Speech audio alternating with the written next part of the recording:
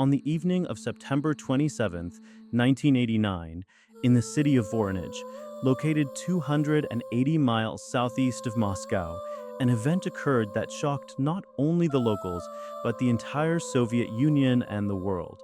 At around 6:30 p.m., a strange pink light appeared in the sky above one of the city's crowded parks. Naturally, everyone's attention was drawn to this bizarre celestial object. Soon after, a dark red sphere about 33 feet in diameter emerged from the light.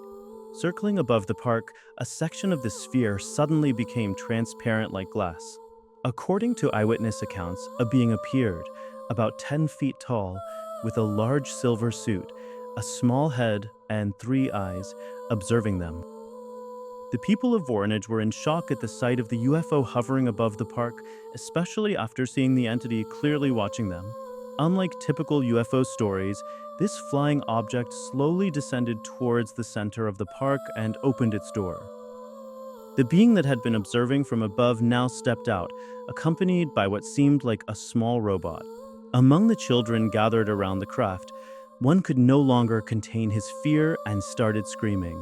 The three-eyed giant looked at him, his eyes glowing red, and the child collapsed as if paralyzed.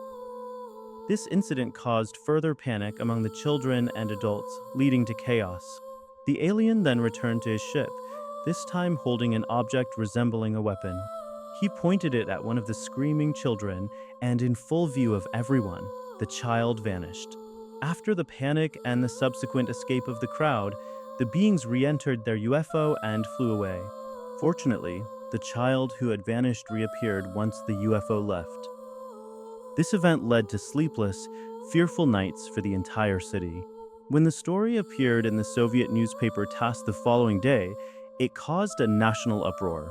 This wasn't just an event witnessed by a few people. Many in the city had seen it, with dozens directly experiencing it in the park.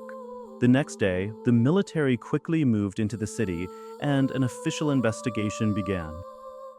Hundreds of witnesses were interrogated, and their testimonies were consistent. The park was closed to the public, and scientific teams arrived for analysis. After several days of investigation, leaked reports detailed that scientists had identified the landing spot and the footprints left by the alien. According to Genrik Silanov, head of the Voronej Geophysics Laboratory, the area where the craft landed showed 59 feet of soil erosion and 4 large landing gear marks. Not only that, but the levels of radioactive cesium isotopes in the area were found to be several times higher than normal. Even more intriguing were 2 small crystalline formations detected, which at first glance resembled red sandstone, but, upon mineralogical analysis, were found to be unlike any known material on Earth. Isn't this an incredible encounter story, backed by official state documents? It caught the attention of governments worldwide, especially in America, where major newspapers like the New York Times and the Washington Post dedicated significant coverage to the event. NBC's Tom Brokaw even did a special segment on it. But you might think this was a one-off event. However, in Voronej, this was just the beginning. In the months following, similar events repeatedly occurred, so much so that by 1990, a book titled Voronej UFOs was published detailing all these incidents. One notable event from October 2nd involved around 40 people exiting a train near the city center who saw a red-lighted object moving up and down over nearby fields before landing, from which a tall, silver-gray figure emerged, scanning the ground with a wand-like device. What were all these occurrences about?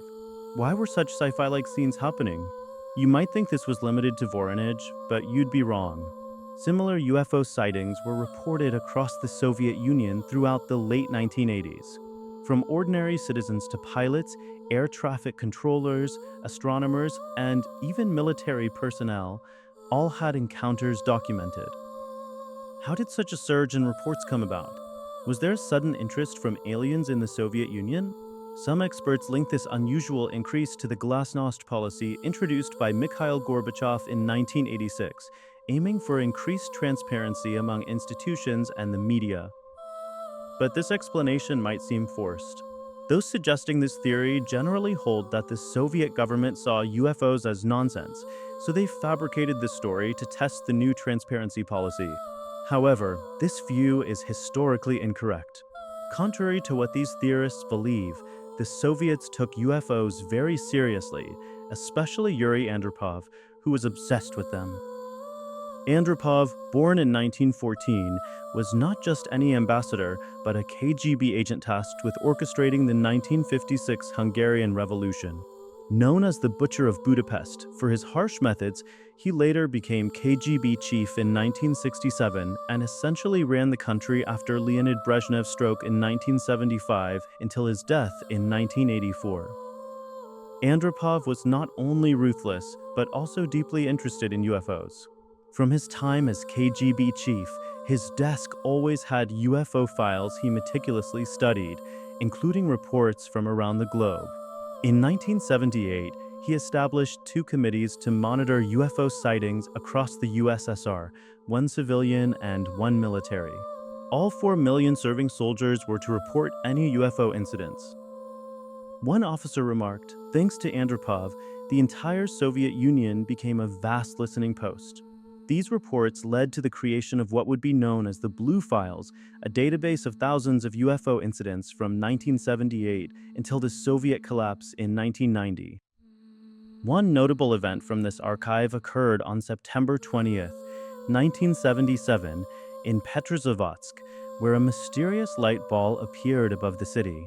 Seen by dock workers, commercial pilots, fishermen, and air traffic control, the object moved in a spiral before hanging in the sky, emitting a disturbing siren-like noise, causing panic due to Cold War tensions. The object then extended light beams, resembling a giant jellyfish, before a smaller, bulb-like object emerged and explored the area. After 15 minutes, the object ascended, leaving behind a red, circular glow in the sky. This event put the Soviet military on high alert, and Eastern European countries also reported sightings, demanding explanations from the Soviets, which were never forthcoming. Even the Soviet Academy of Sciences couldn't explain the event in their official report, describing it as beyond technical explanation and hinting at possible cosmic agents. The CIA also categorized the incident as an unsolved mystery, which partly motivated Andropov to set up his UFO monitoring committees. From 1978 to 1990, over 3,000 events were documented, with 300 classified as unexplainable. This wasn't just about testing transparency, but a genuine interest from the Soviet state in understanding these phenomena. Now, you might wonder how we access such secretive Soviet documents. The answer is simple. As the Soviet Union collapsed, these documents were dispersed, some sold to intelligence agencies like the CIA or MI6, others leaked to the media or just discarded. Today, many of these documents are accessible online, including declassified CIA files. One of the most intriguing leaks came from the Voice of Russia radio, which not only shared drawings and photos from earlier incidents, but also aired color video footage from a KGB report detailing a 1969 crash near Sverdlovsk where a non-human spacecraft was found. The images showed military personnel securing the crash site and examining the alien's body. Similarly, a 1959 incident in Gdynia, Poland, then Soviet, involved a bright object crashing into the Baltic Sea. Divers recovered only a metal piece, but locals reported seeing a humanoid figure emerge from the water, severely burned and speaking in an unknown language, dressed in an incredibly tough uniform. Despite medical intervention, the entity died, and its anatomy was found to be significantly different from humans. Another significant UFO hotspot was Lake Baikal, the world's deepest freshwater lake. Local legends of fiery dragons and bright spirits were investigated by the KGB, leading to a dive operation in 1982 where divers encountered a spacecraft and humanoid figures in silver suits, who attacked with what seemed like sonar weapons, killing 3 divers and severely injuring 4. These Soviet UFO events were not isolated. Similar incidents in the US, like Ronald Reagan's UFO sighting while governor of California, which later influenced his perspective during his presidency, suggest a broader, global phenomenon. Reagan's interaction with Spielberg after watching E.T. and his comments about the reality of such encounters at a White House screening, along with his 1987 UN speech about potential alien threats uniting humanity, highlight a peculiar interest in UFOs at the highest levels of government.